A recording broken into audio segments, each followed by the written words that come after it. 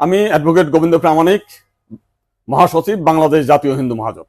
গতকাল বিকালে শেখ হাসিনার পদত্যাগের পরে এদেশের হিন্দু সম্প্রদায় মনে করেছিল যে তাদের উপর বিশাল একটা হামলা, লুটপাট, অগ্নিসংযোগের ঘটনা ঘটবে। কিন্তু গতকাল বিকালেই বিএনপি এবং জামাতের নেতারা তাদের নেতৃবৃন্দকে হিন্দুদের বাড়িতে হামলা, লুটপাট, অগ্নিসংযোগ যাতে না হয় এবং প্রত্যেক মন্দিরে যাতে পাহারা দেয় সেই ব্যবস্থা করার নির্দেশ দেয়। এবং গতকাল থেকে আমরা দেখেছি সেই পাহারা দিয়েছে। সাধারণভাবে হিন্দুদের উপরে বড় কোনো মন্দিরে কোনো হামলার ঘটনা ঘটে নাই।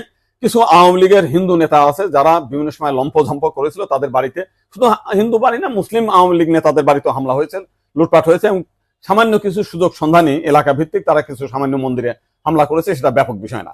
কিন্তু আমরা দেখলাম যে ভারতের রিপাবলিক এইটাকে নিয়ে ব্যাপকভাবে রিউমার ছড়াচ্ছে, নানান কিছু মিলে উদ্ভট কথাবার্তা বলছে।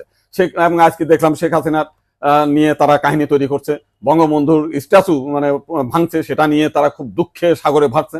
আমার এক সাংবাদিক ফোন দিয়েছিলাম, তাদের বলেছি যে আপনারা যদি শেখ হাসিনার জন্য যদি এত কান্না আপনাদের মধ্যে আসে, তো শেখ হাসিনা ভারতে গিয়েছে, আপনারা ভারতের প্রধানমন্ত্রী নরেন্দ্র মোদীকে সরিয়ে শেখ হাসিনাকে আপনারা প্রধানমন্ত্রী হিসেবে ঘোষণা করেন।